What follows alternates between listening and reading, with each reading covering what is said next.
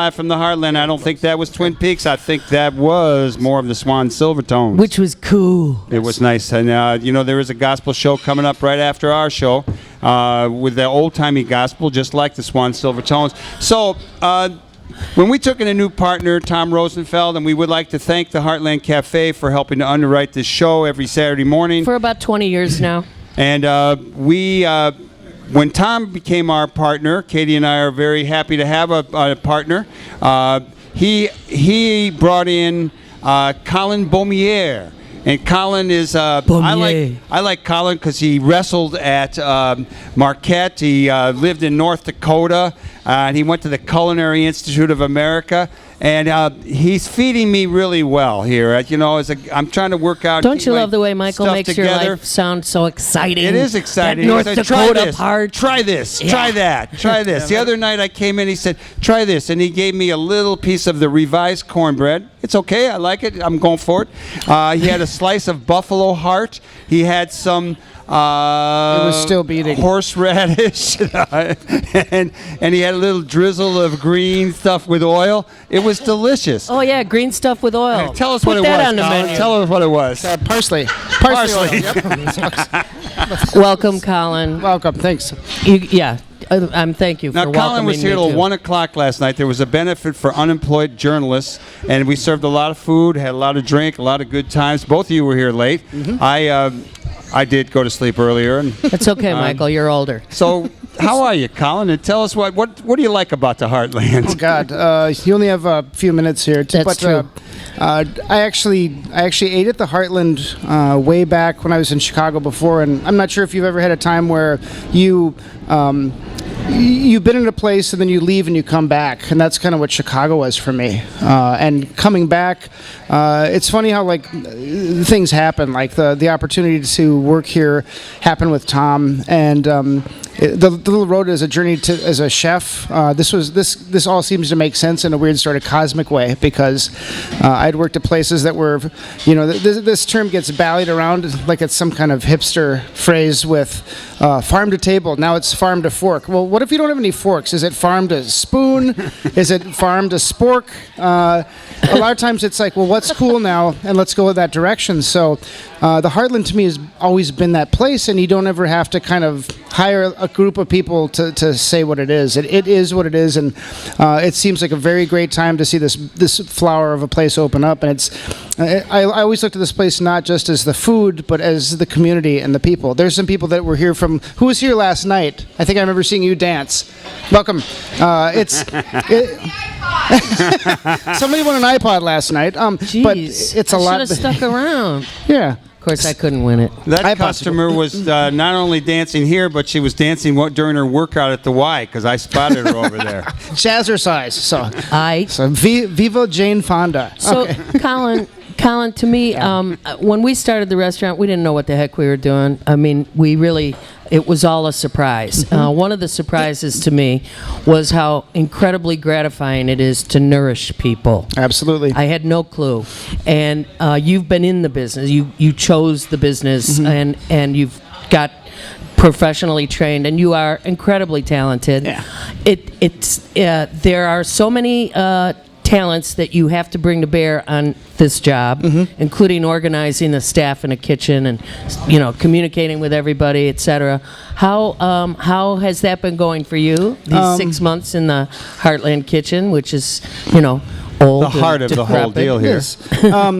I think I'll give you kind of a roundabout answer, and it's something that, again, you go on this road, you go on this journey as what you're going to choose, and I was so lucky to kind of get in the direction of being a chef.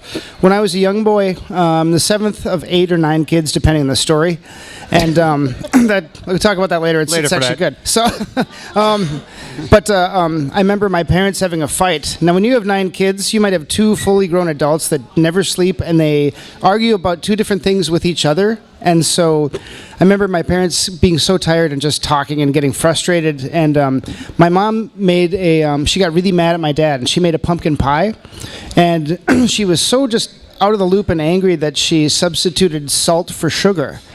And Ouch. My dad, after realizing like, Are you sure she wasn't? I don't know if it was on purpose. But Okay. But he, as a part of this partnership and relationship that my parents had, because of the frustration, my dad still he ate like half of this pie.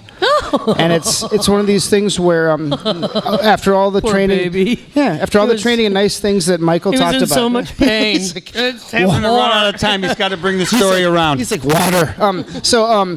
The big thing with that is patience and realizing that things can go wrong. I think that the attitude that you put into people's head that you work with, that's going to come out in your product. If you're an accountant, if you're an artist, if you're, a translator, it all is the same thing.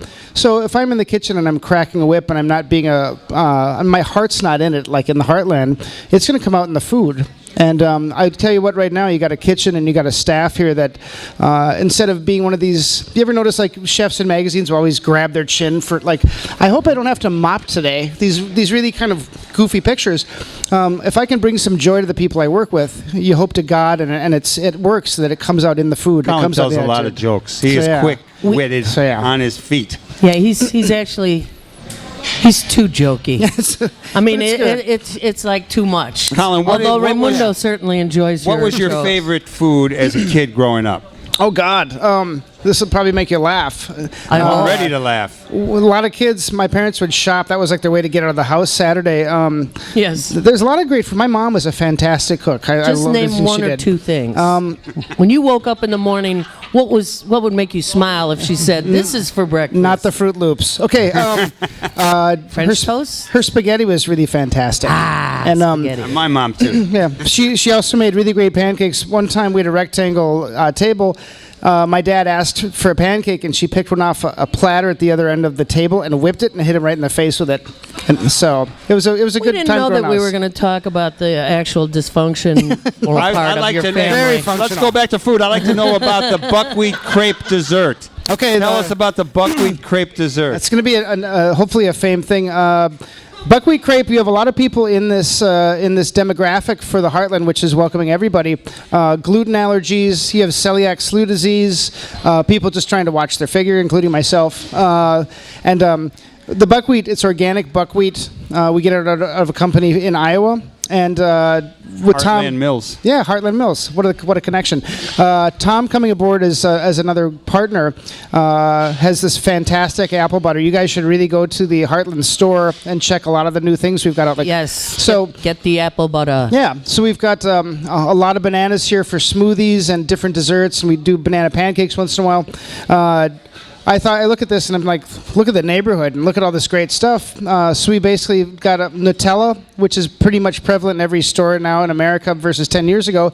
This really tender buckwheat crepe, kind you get in Europe at a creperie, and some of Tom's apple butter. And we talk about Elvis having a fried banana sandwich.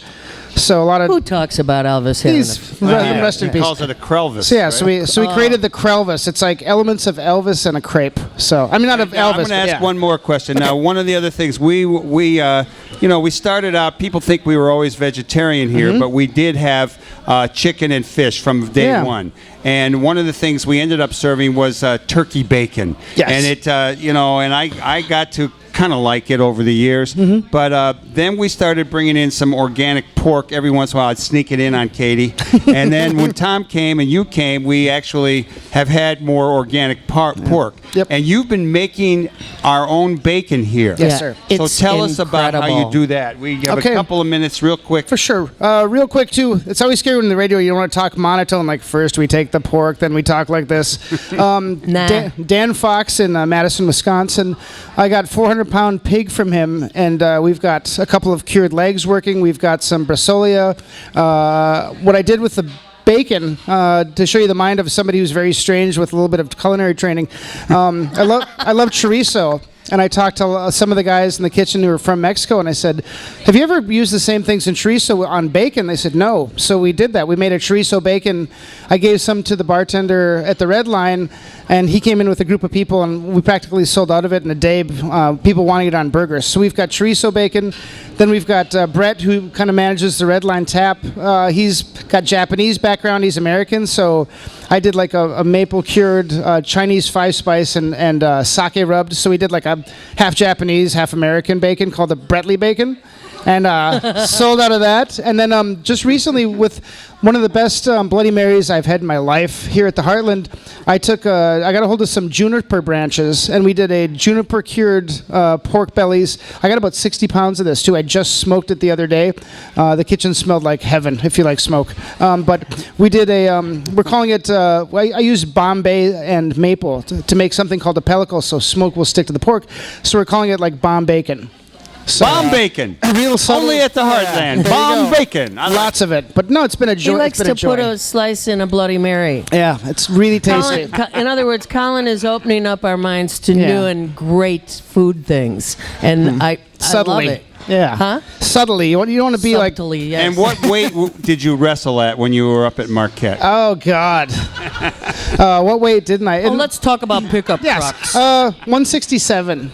And it's a great I experience. wish I was that way. Me too. When you're in a kitchen in the summer and it's 110 degrees, wrestling in high school and college makes it very bearable, like almost enjoyable. Like you see other people losing it, and it's like I've jumped rope in a shower with 5 pairs of sweats on, and this isn't anything compared to that. So it's a really great experience. Do you have any new treats that we're running out of time. Yeah. We're out of time. And Rosemary. So, Colin, you're a wonderful guy. We're gonna and have I'm you really on again. honored to have you here. Cool. Feels like home. Everyone get ready. You know, we once in a while we do a farm report. We're going to do the kitchen report. Right. Next week we have... do you have the list there, Katie? Yeah, but right now I want to say that tonight, Joffrey Ballet, Mavericks of American Dance, a film made by our friend Bob Hercules, is premiering at the Gene Siskel Center tonight. Awesome. That's Joffrey Ballet, Mavericks of American Dance. He was at the Y yesterday, too. Bob All right. Hercules. Alex Shakar is coming next week. He's the author of Luminarium. 2 weeks from now, Mick Dumke, our great journalist from the Chicago Reader, where he's currently the associate editor, will be up here. And we'd like to thank everybody who makes this show possible. We want to thank Lisa Smith, Laura Herman, Mary Wozniak, Paul Wozniak, Jay downtown, Grant Grant Stesko. over here, and everyone else And who you, listens Michael. in, and you, Katie. And we encourage you to do good in the world. The world Because needs the world is all the good that you do. All power to the people. See you next week. You're listening to 88.3